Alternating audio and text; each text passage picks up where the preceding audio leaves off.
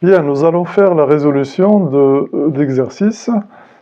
Bien, pour la première question, on vous demande, petit 1, on vous demande de donner la composition du noyau de l'isotope d'iode I53-131.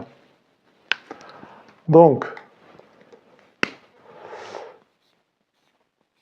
I53-131. Bien, si on a ici le nombre de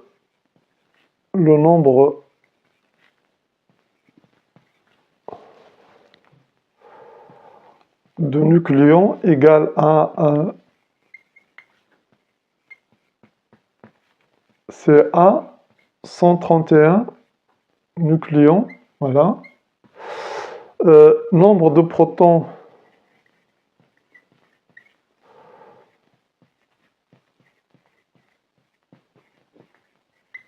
c'est Z, hein, c'est le numéro atomique, c'est 53.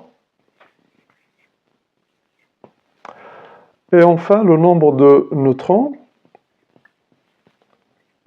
Sachez que c'est une question qui se pose très très souvent. Vous voyez, ça n'est pas compliqué. Hein, donc ici, c'est Z égale à 53, hein, si on veut écrire ça comme ça. Donc N égale à A moins Z. Donc c'est égal à 131 moins 53. Et bien sûr, on trouve 78 neutrons. Donc voilà ce qu'il faut donner comme réponse. Sachez que le nombre de nucléons, si on ne donne pas ça, ça n'est pas grave, c'est surtout le nombre de protons et le nombre de neutrons. Mais si vous donnez le nombre de nucléons, c'est bien aussi. Surtout pas le nombre d'électrons. Voilà. Donc voilà pour la première question, hein, c'est une question de cours. Bien, pour la deuxième question, hein, on vous demande de montrer que le nombre de noyaux radioactifs, hein, le nombre d'atomes radioactifs, hein, est égal au nombre d'atomes radioactifs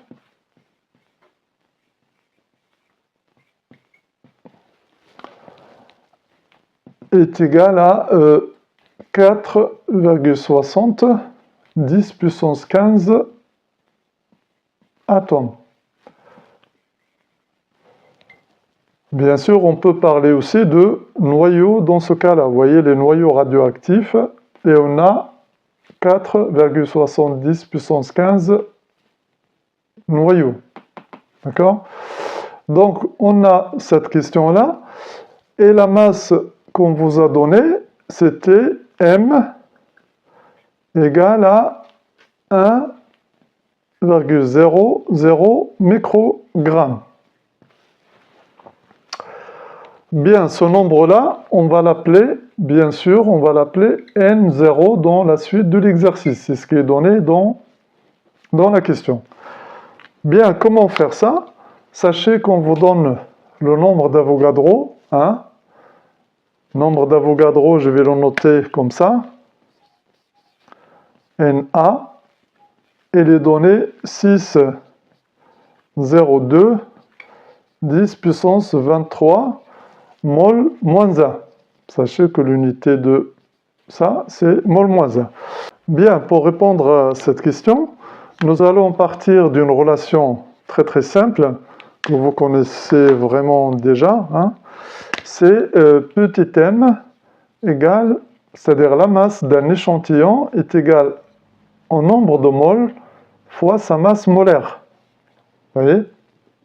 Donc là, je travaille bien sûr sur I 53 131. Bien, donc, le nombre de moles maintenant. Ah, normalement, or, petit n, c'est le nombre de noyaux, bien sûr, initial divisé par le nombre d'Avogadro Na. Sachez que Na, j'aurais pu l'écrire N majuscule A. Vous voyez, comme ça. Hein, donc je vais l'écrire comme ça par la suite, comme ça c'est beaucoup plus simple pour vous. Donc est égal au nombre d'Avogadro. Et d'où vient cette relation, hein, c'est juste un produit en croix. Hein. Une mole contient Na particules. Hein. N mol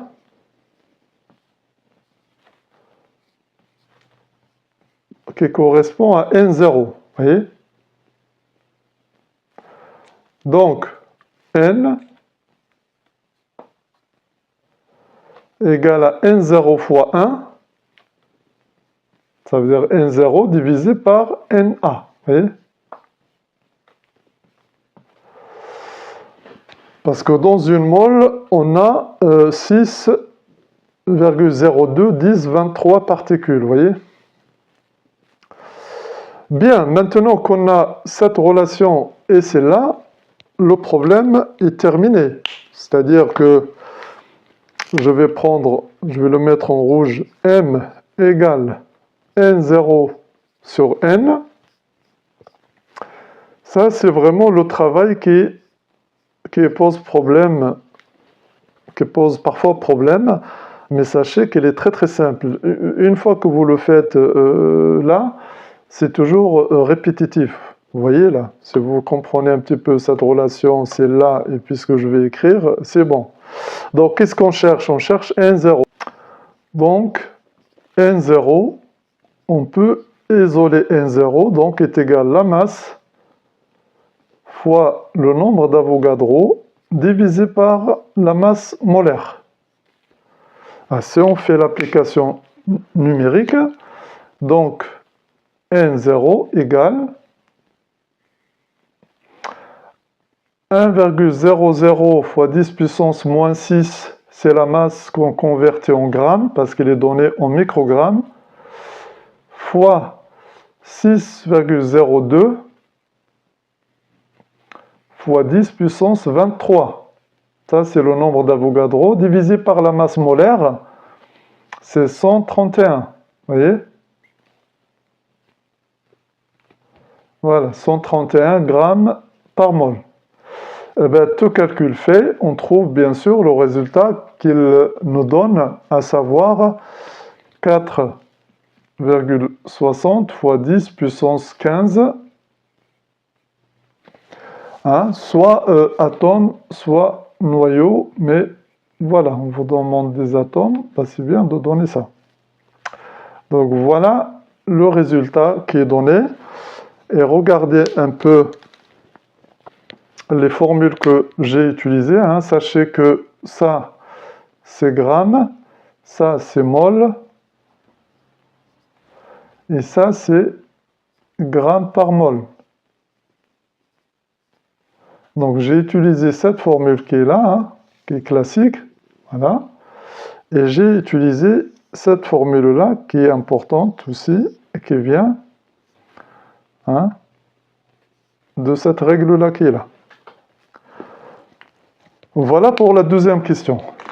Bien, pour la question numéro 3, hein, on vous dit que l'isotope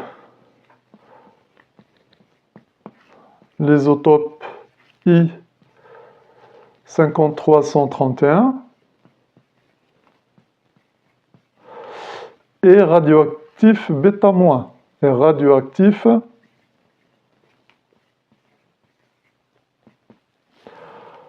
β-. On vous demande, avant d'écrire l'équation, bien sûr, hein, de la désintégration, rappeler les lois de conservation que vous allez utiliser. Donc, d'abord, on va les rappeler. Donc, c'est les lois de Soddy. Tout d'abord, conservation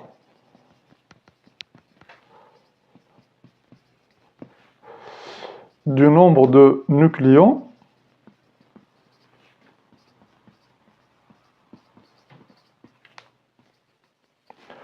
Donc, ça se rapporte au nombre de masse A. Et conservation du nombre de charges électriques.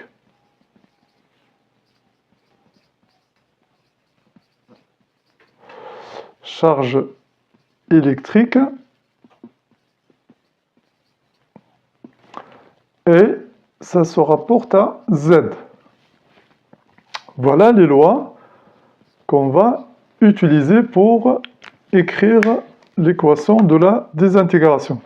On vous dit que le noyau fils n'est pas excité. Donc, voilà, on ne va pas mettre l'étoile que je vous ai mis dans le cours. Bien, j'écris l'équation de la désintégration. Donc, on a I 53 131 qui va se désintégrer en un noyau que je peux appeler Y, ZA, plus moins 1, plus électron, moins. Donc vous voyez que là aussi, il y a l'antineutrino.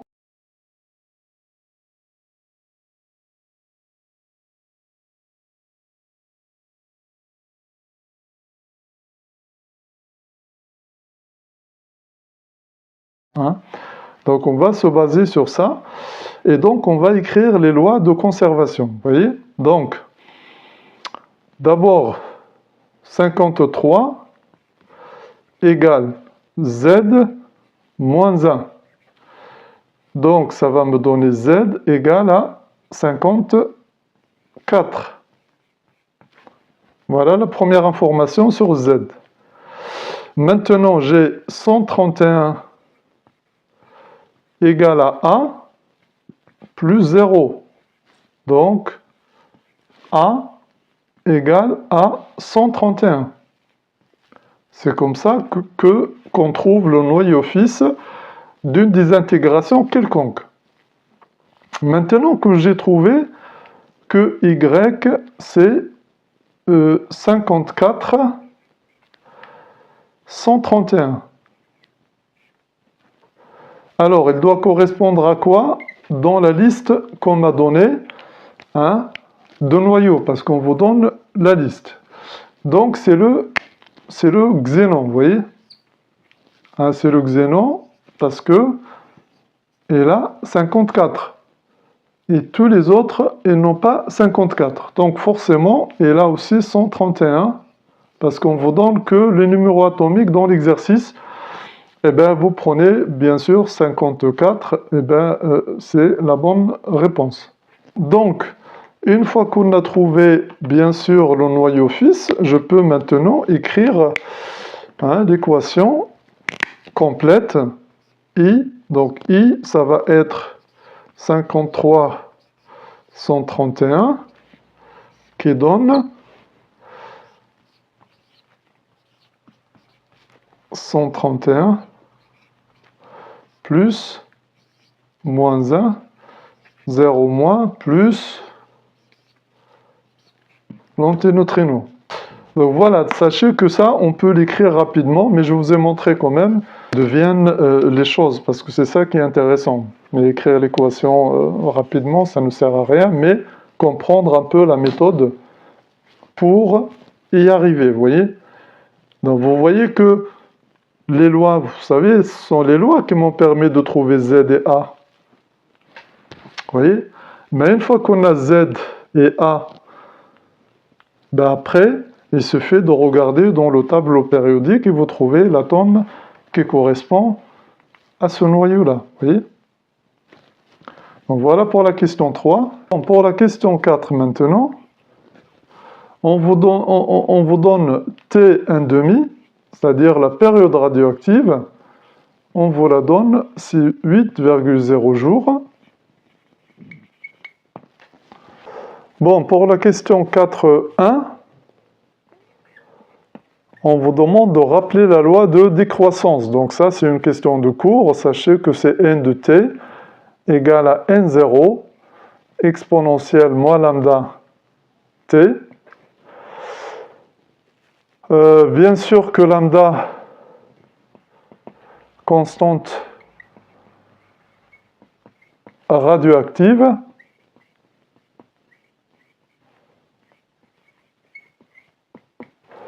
Et ces secondes moins 1, c'est si je travaille dans le système international. C'est ça qui est important. Après tout le reste, ça, ce sont les noyaux à l'instant T. N de T, noyau à l'instant T.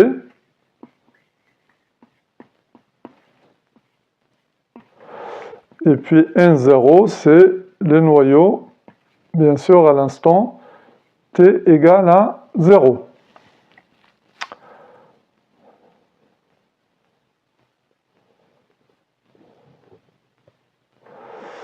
Bon, maintenant, 4, 2, 1. Ce sont des questions de cours qu'on vous demande très souvent. On vous demande de définir le temps de demi-vie ou bien la période radioactive. Bien, pour la définition, bien entendu, il faut dire que la période, je vais vous donner la période radioactive, ou bien le temps de demi-vie radioactive,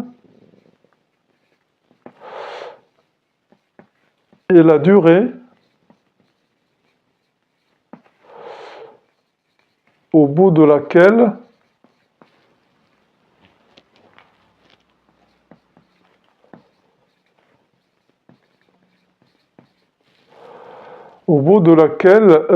la moitié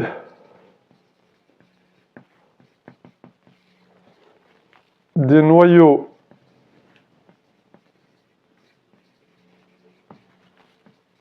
radioactifs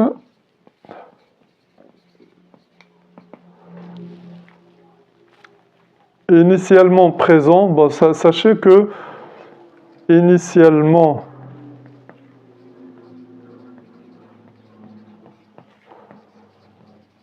présent dans l'échantillon, ce soit désintégré,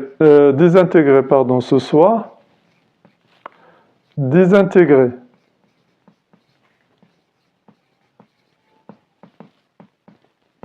Sachez qu'on peut aussi parler de l'activité radioactive, qui est réduite de moitié. On peut dire aussi que la période radioactive est la durée au bout de laquelle la moitié de noyaux radioactifs d'un échantillon, bien sûr, se soit désintégré. Bon, voilà, donc sachez que vous parlez toujours de, vous voyez, regardez, vous pouvez mettre aussi, voilà, et au bout de, voilà, au bout de T, on trouve N0 sur 2. Donc voilà la définition, et sachez qu'on peut la donner de façon très différente. Sachez que il faut dire la durée, ça c'est important, la moitié des noyaux radioactifs, ça c'est important, désintégré, ça c'est important, vous voyez, désintégré, moitié des noyaux radioactifs, et la durée. Après, c'est à vous de formuler des phrases qui relient un petit peu ces trois informations importantes. Bien, pour la question 4.2.2, on vous demande de démontrer la formule suivante, ln de 2 égale à lambda fois T1 demi. Bien, il faut partir de la loi de décroissance radioactive. Donc, on va partir de n de t égale à n0 exponentielle moins lambda t. Voilà. Et on va noter que à t1 demi, on a n de t qui est égal à n0 sur 2. Donc je remplace n de t ici. Donc, n0 sur 2 égale n0 ne bouge pas, ici, exponentielle moins lambda. Donc c'est bien de mettre le t, t1 demi, vous voyez, comme ça. Ça veut dire que je suis à t1 demi, par conséquent le n de t c'est n0 sur 2. Et donc on simplifie par n0, ce qui me donne 1 demi égale exponentielle de moins lambda t1 demi. Et pour bien sûr arriver à t1 demi, il faut utiliser les logarithmes pour bien sûr exprimer t1 demi. Donc je vais marquer ln de 1 demi à gauche égale à ln de moins lambda t1 demi. Comme ça. Ce qui donne ln de 1 demi, c'est moins ln de 2. Sachez que moins ln de 2, et ça c'est égal à moins lambda t 1 demi. Donc qu'est-ce que j'ai utilisé ici? J'ai utilisé ln de a sur b, qui est égal à ln de a moins ln de b.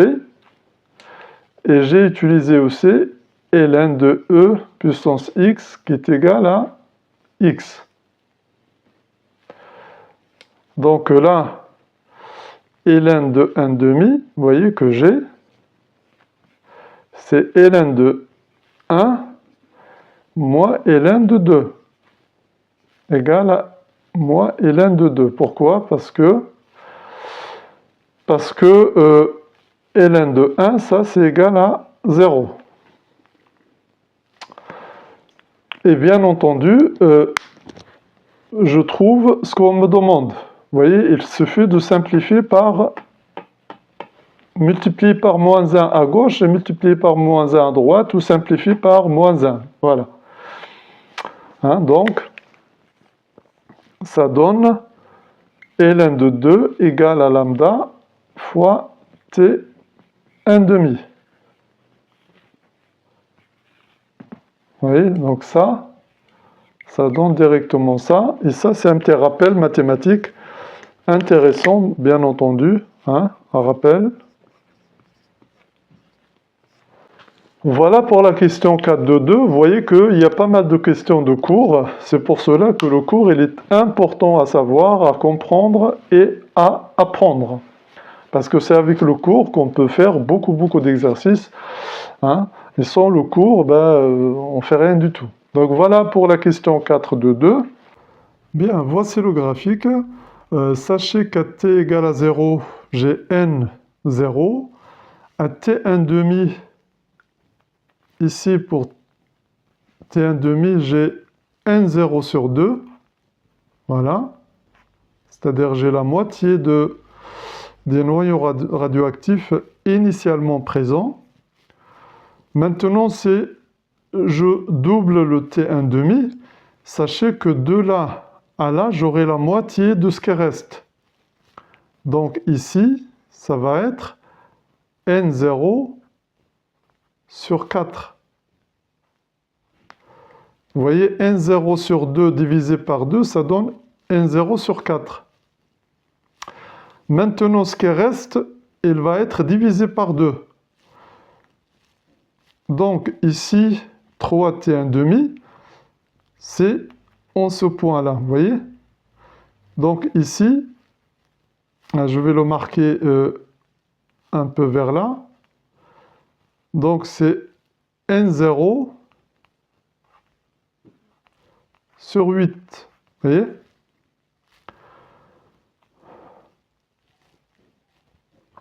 Donc sachez que normalement, on a une formule n de t est égal à n0 divisé par 2 puissance n. Donc la formule générale, voilà, elle est donnée par cette relation, à savoir le nombre de noyaux radioactifs est égal à n0 divisé par 2 puissance n, avec n le nombre de demi-vie. Vous voyez, le nombre de demi-vie. Là, j'en ai 3. Vous voyez? J'en ai 3, donc n égale à 3. Donc n ici égale à 3. Donc n de t égale à n0 divisé par 2 puissance 3. Hein, c'est n0 sur 8, vous voyez? Ce qui donne n0 sur 8. Voilà la réponse à cette question. Ah, sachez qu'à chaque fois, vous voyez que là, j'ai divisé n0 par 2 pour t1,5. Mais maintenant, ce que j'ai initialement présent, c'est n0 sur 2. Donc, pour aller à un autre t1,5, il faut diviser n0 sur 2 par 2, ce qui donne n0 sur 4. Et ainsi de suite. Donc, voilà pour cette question. Bien, un petit complément pour la question 4.3. Hein, sachez que si j'ai n0, au bout d'un t1,5, vous voyez, je vais avoir n0 sur 2. Et maintenant, les n0 sur 2, c'est le temps est égal à t1,5, c'est-à-dire au temps de demi-vie. Ça va être n0 sur 2, le tout divisé par 2, c'est-à-dire ça divisé par 2, ce qui donne n0 sur 4.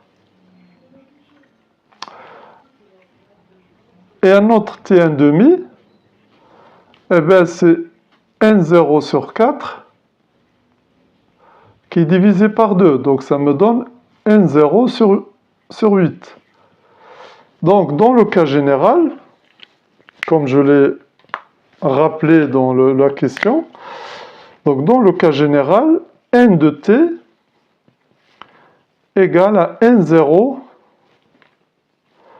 divisé par 2 puissance n. Sachant que j'ai n t1,5, vous voyez? Donc si j'ai n t1,5, ben c'est divisé par n. Donc dans notre cas, c'était 3. Donc n de t égale à n0 sur 2 puissance 3. Donc est égal à n0 sur 8. Donc juste une petite remarque. Sachez que si vous avez un produit radioactif comme ça, vous voyez, là, la moitié part au bout d'un certain temps appelé temps de demi-vie, T. Et vous savez, ce qui reste va aussi demander le même temps pour que sa moitié se désintègre, vous voyez? Et celui qui reste, c'est pareil. Là, pour que la moitié se désintègre, là, cette partie-là, ben, il faut attendre un temps t. Donc vous voyez bien que ce n'est pas parce que le nombre de noyaux baisse au cours du temps que le temps de demi-vie va changer. Non, il est toujours constant. Et là, si je continue, ben voilà, je peux continuer jusqu'à, voilà, ça, la moitié ici, c'était. Et ainsi de suite jusqu'à la fin. Donc vous voyez que la radioactivité, c'est ça son problème. Si on en a, eh bien, pour que ça parte hein, de façon définitive, ben, il faut attendre très très très longtemps. Donc vous imaginez un peu les périodes, sachant que je vous ai donné dans le cours certains noyaux, ben, pour que la moitié se désintègre, il faut attendre 30 ans, d'autres 5000 ans, d'autres... Hein, tout dépend de noyaux radioactifs. Bien, voilà pour la question 4.3. Bien, pour la question numéro 5, on vous rappelle que l'activité, c'est la dérivée du nombre de noyaux par rapport au temps. Et on vous demande, dans la 5.1, on vous demande de montrer qu'elle est proportionnelle au nombre de noyaux radioactifs. C'est-à-dire montrer que A égale à lambda fois N de T. Ben, c'est très simple. On va partir de la loi de décroissance radioactive. Donc, je vais noter que N de T égale à N0 exponentielle moins lambda T. Et je vais dériver N de T par rapport au temps. Je rappelle, bien sûr, la dérivée de E à x prime, ça c'est égal à E à x. Donc ici c'est pareil, donc d de n de t sur d de t est égal. Ça c'est une constante, je peux la sortir et dériver que la fonction. Donc vous pouvez faire comme vous faites en maths. Il n'y a pas de problème, vous voyez, là. Et sachez que je dérive et après je prends la valeur absolue. Donc là, c'est égal à n0, qui est constante, multiplié par la dérivée de ça. La dérivée de ça, c'est multiplié par moins lambda exponentielle moins lambda t. Vous voyez, j'ai appliqué cette formule-là, vous voyez. Bien, donc d de n maintenant de t sur d de t égale, le moins qui est là, je peux le mettre là, et donc c'est n0 fois lambda fois exponentielle de moins lambda t, que je peux écrire aussi moins lambda n0 exponentielle moins lambda t. Vous voyez? Là, vous avez la multiplication. Je peux changer l'ordre des termes. Donc ça, ça pose pas de problème. Seulement, une fois qu'on arrive là, ça, bien sûr, c'est n de t. Vous voyez? Donc, la valeur absolue, donc A de t, maintenant, égale la valeur absolue de d de n de t sur d de t. Et ça, c'est égal à, vous voyez, je prends la valeur absolue de ça, c'est-à-dire positivement, est égal à lambda fois n de t. Vous voyez, parce que là, c'est n de t. Ça, je peux l'écrire comme étant, là, vous voyez, regardez, moins lambda n de t. Vous voyez, moins lambda, et tout ça, c'est n de t. Et si on prend la valeur absolue, on retire le moins qui est là, vous voyez. Et qu'est-ce qu'on trouve? On trouve que A de t est proportionnel à n de t, parce que là, c'est une constante. Ça s'appelle la constante radioactive. Normalement, cette formule, on l'a vue en cours. Et par conséquent, il suffit juste de dériver pour y arriver. Vous voyez, donc là, j'ai dérivé tout simplement une fonction exponentielle, tout simplement. Voilà, normalement, ça ne doit pas poser de problème. Et je vous ai rappelé la dérivée d'une exponentielle dans le cas général, et puis voilà. Voilà pour la question 5.1. Bon, maintenant pour la question 5.2.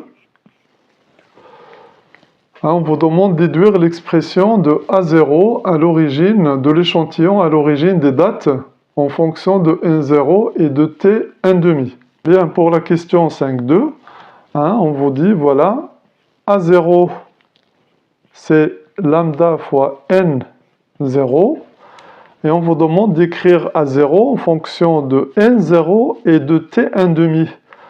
Or, le t1 demi, il est lié à lambda. Donc, or, lambda égale ln de 2 sur t1 demi.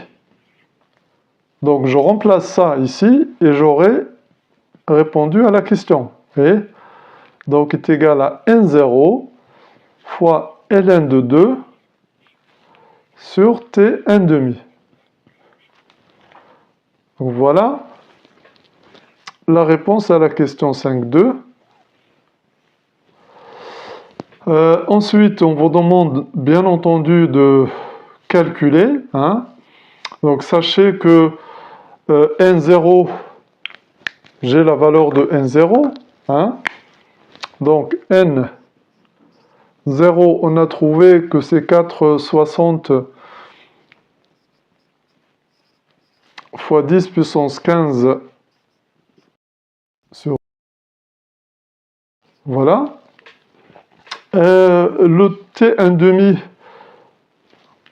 demi, c'est donné dans le sujet, c'est 8,0 jours. Voilà. Attention, on vous demande de calculer dans les unités du système international. Donc, j'ai des jours, donc ici, il faut multiplier par 24 par 3600 pour avoir des... Vous voyez, pour avoir ici des secondes. Pour avoir l'unité du système international. Donc, il suffit de remplacer. Donc, A0 égale 4,60 fois 10 puissance 15 fois ln de 2 divisé par 8 jours fois 24 heures, et dans une heure, j'ai 3600 secondes. Et donc, A0 va être donné en becquerel. Tout calcul fait, on obtient A0 égale 4,6 fois 10 puissance 9 becquerel. Ça veut dire, vous voyez, pratiquement 4 milliards de désintégration par seconde. Donc, vous voyez, voilà. Voilà la réponse à la question 5.2. Donc, qu'est-ce que j'ai fait? J'ai écrit la loi entre l'activité et le nombre de noyaux, à l'instant t égale à 0. Et j'ai utilisé la relation qui relie la constante radioactive au temps de demi-vie, qu'on a déjà démontré. Et faites très attention, on vous demande système international, système international d'unité. Donc, jour, il fallait le convertir en secondes.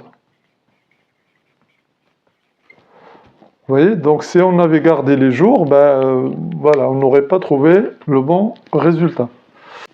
Bien, pour la question 5.3, l'examen a lieu 4 heures après l'ingestion, donc t égale à 4 heures, et il suffit d'appliquer la loi, A de t égale à A0 exponentielle moins lambda t, sachant que je connais A0, donc A de t donc est égal à A0 exponentielle moins lambda, je peux remplacer lambda par ln de 2 sur t1 demi fois le temps t. Donc là, ça tombe bien. J'ai le temps en heures et j'ai le t1,5 en jours. Donc il suffit de convertir en heures. Et puis c'est bon. Donc A de t égale à A0. 4,6 fois 10 puissance 9, c'est ce qu'on a trouvé précédemment. Exponentielle de moins ln de 2 fois 4 divisé par 8,0 fois 24 pour passer 10 jours en heures. Voilà, donc il faut noter ici que t est t1,5 en heures. Donc ça, c'est important ça. Si vous laissez t1,5 en jours et le temps en heures, eh ben, on trouvera un résultat faux. Vous voyez que là, vous n'êtes pas obligé de convertir en secondes puisque les heures se simplifient. Hein? Donc voilà. Et tout calcul fait, on trouve A de t. On trouve A de t égale à 4,5 fois 10 puissance 9 becquerel. Donc voilà, bien entendu, l'activité, hein, après 4 heures, bien sûr, d'ingestion de produits. Bien, pour la question 5.4, hein, il suffit de prendre les valeurs déjà calculées.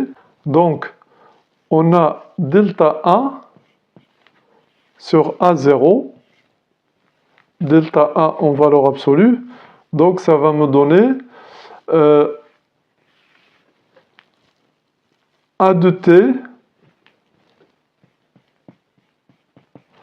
moins A0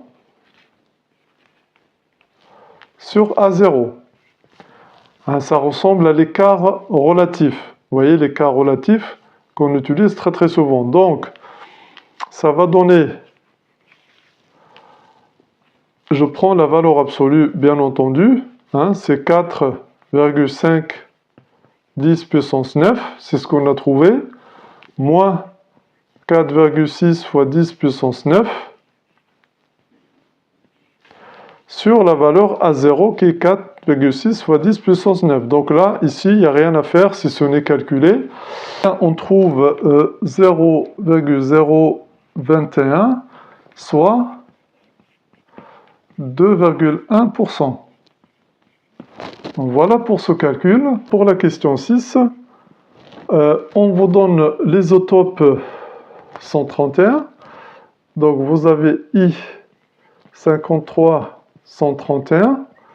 Donc on a fait tout un travail avec cet isotope, à savoir T1,5, c'est donné, c'est 8 jours.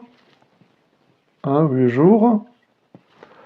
On a trouvé que A0 égale 4,6 fois 10 puissance 9 becquerel. Et on a trouvé que A de t égale à 4,5 fois 10 puissance 9 becquerel pour un temps t égale à 4 heures.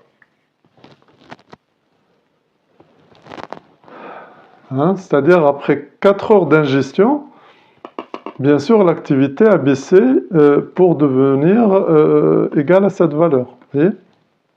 Bien, pour l'isotope maintenant I 53 123, le T1,5 et les données, c'est 13,2 heures, c'est à peu près 13 heures.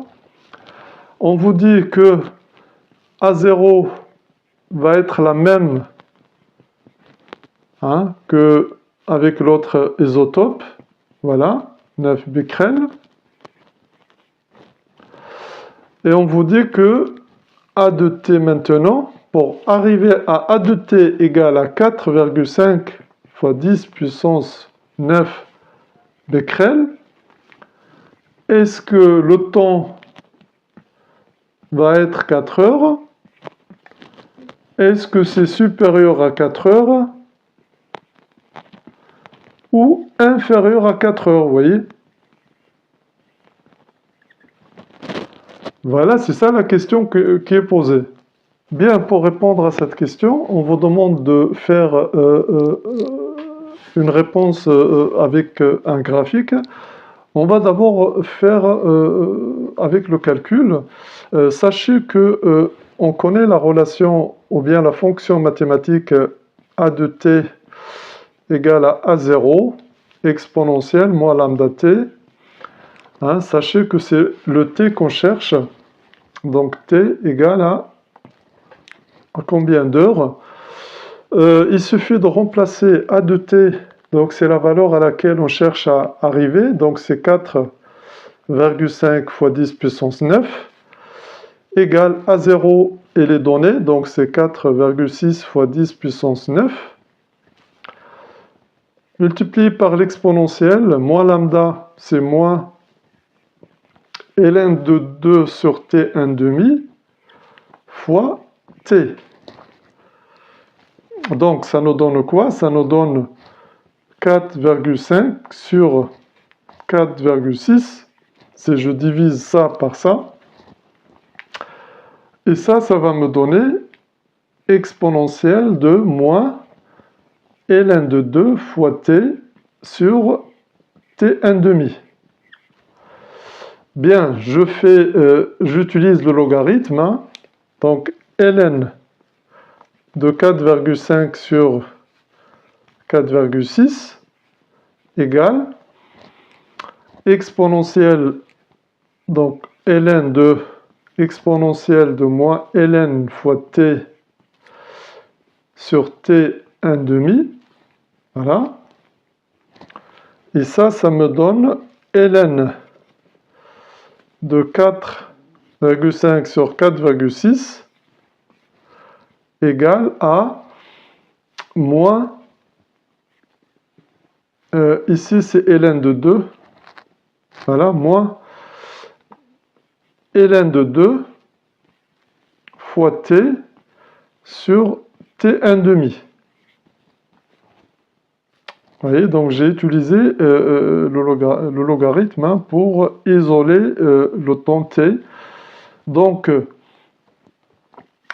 qu'est-ce qu'il va nous donner? On a t égale, ce t égale à t1 demi fois ln de 4,5 sur 4,6. Voilà. Bien sûr, il y a le moins, hein. Faites attention, donc il y a moins ici. Tout ça divisé par ln de 2. Donc sachez que ln de 4,5 sur 4,6 c'est négatif. Avec le négatif, avec le moins qui est là, ça va donner positif. Et donc on obtient t à peu près 0,42 heures. Voilà à peu près le temps.